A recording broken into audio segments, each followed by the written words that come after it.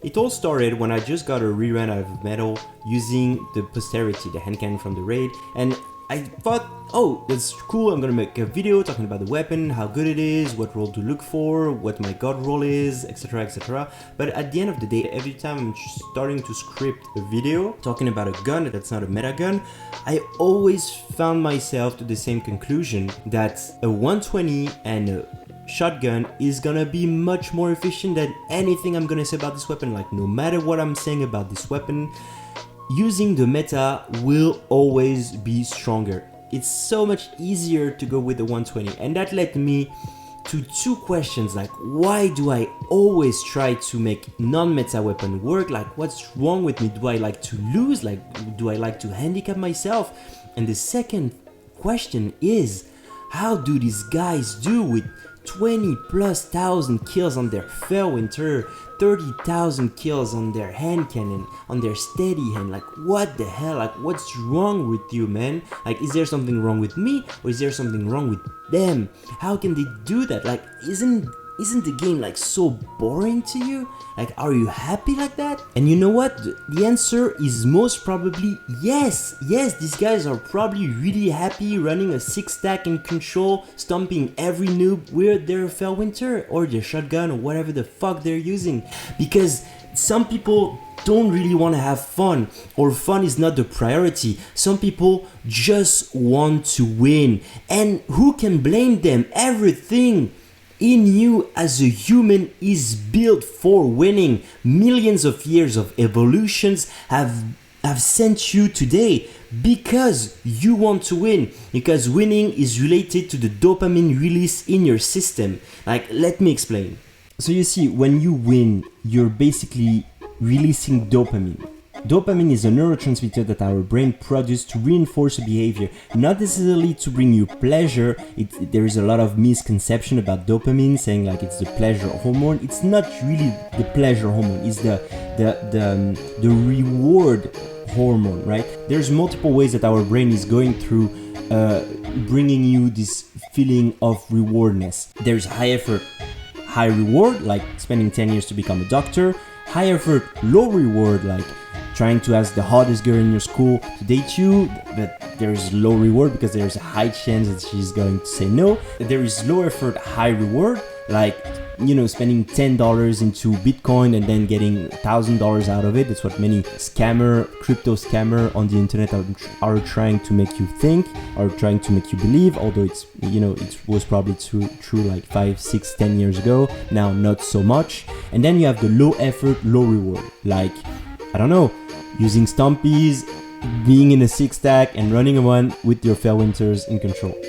But over time, the brain starts to be messed up, right? I'm not gonna go over the science in this video. You can watch a video that I'm gonna link from Dr. K that explains really the detail of how this works. So dopamine is involved in not necessarily the feeling of pleasure, okay? And we're gonna explain this a little bit later.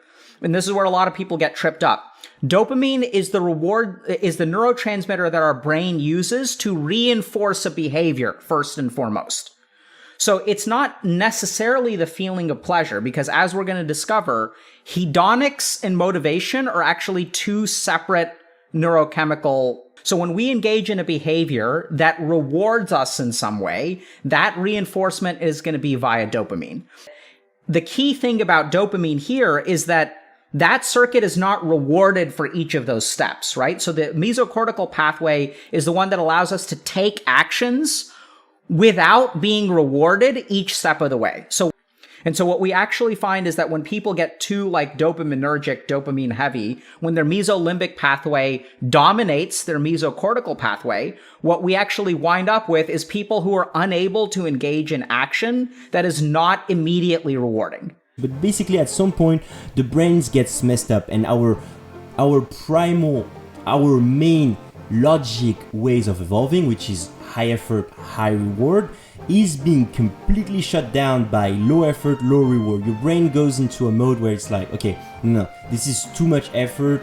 Even if it's high reward, I'd rather have the low reward right now than spending a lot of effort and having the high reward later, right? That's basically what's happening. We need to understand like how dopamine came to be, like where does it come from, how did it made us who we are, and we are the product of millions of years of evolution. And your brain has developed the dopamine system as a means of survival. That's basically what it is. It's a signal that helps you choose the right path for survival. You can get it from eating food, from winning a war or a battle against an opponent, from having sex, which is the equivalent of reproducing, spreading your genes throughout generation and basically becoming immortal. Long story short, winning equals dopamine, equals wanting to win more, for more dopamine, for more survival. Your brain is releasing dopamine to help you survive in the wilderness. However, throughout times, humans have found a way to trick the brain into releasing dopamine without the effort. For example, by taking various drugs to have dopamine releasing effects, or, by running around with your Valentin. It's basically the same stuff. It's basically the same shit. Your brain doesn't make the difference.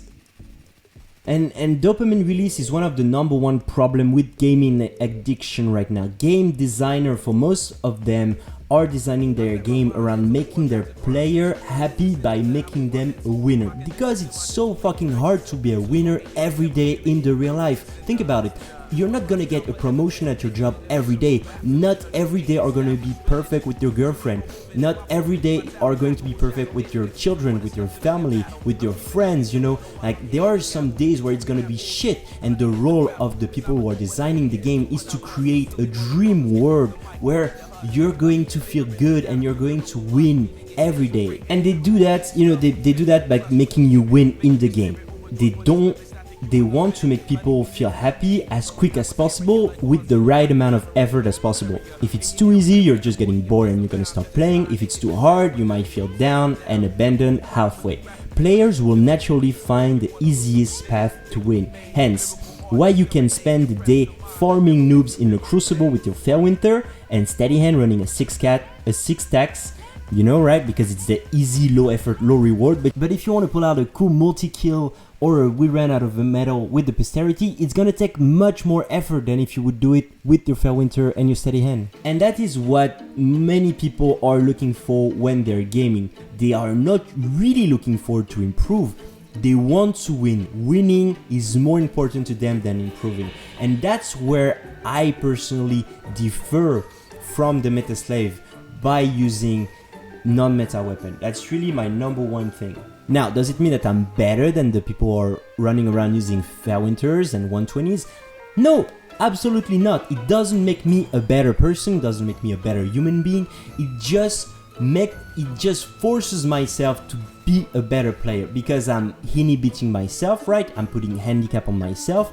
I need to be much more aware of many options, like where are the enemies, how many enemies are there, what are my retreating option, my aim needs to be on point, I need to be really careful about my position on the map, and that will make me a better player. Think about like when Goku uses weights to train, right?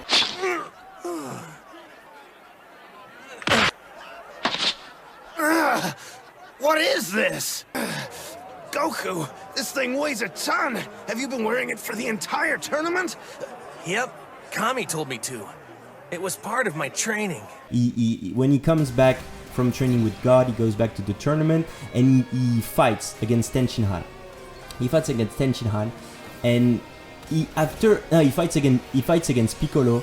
And after some time, he fights against Piccolo, and then he's like, okay, now I'm gonna take off my weights, and now he can express his full power. And that's a bit how I see it. You use non-meta weapon, you use different weapon to make the game feel new for you, which makes the game feel more engaging also. When you play like a lot, it can be really boring for me to always play the same weapons.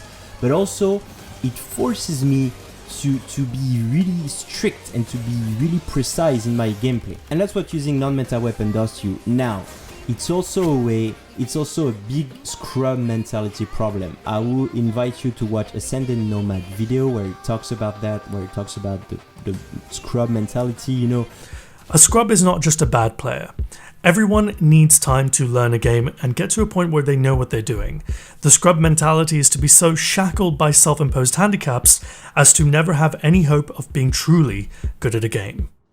The key takeaway, and the purest essence of the lesson here, is to remember the line, self-imposed handicaps. When people are complaining about oh, he's winning just because he is on a hunter, he's using just because he has a fair winter, no. This is like a way to protect yourself basically from facing the hard truth that maybe you just suck at the game, right? Maybe this guy, even if you had a 120 and a shotgun, this guy maybe would have beaten you anyway.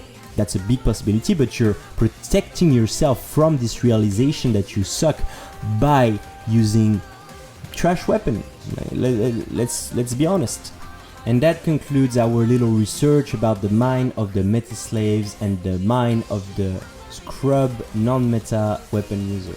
I hope you guys enjoyed this video discussions. Let me know what you guys are thinking about this whole thought process, and if you are yourself a 6-stack playing Fairwinter slave, Fairwinter 120 slave, please let me know in the comment section why you're doing it. I'm really curious. For those who are enjoying using their various weapons, let me know why. And don't forget to leave a like, subscribe and comment, and I'll see you guys in the next video. Bye bye.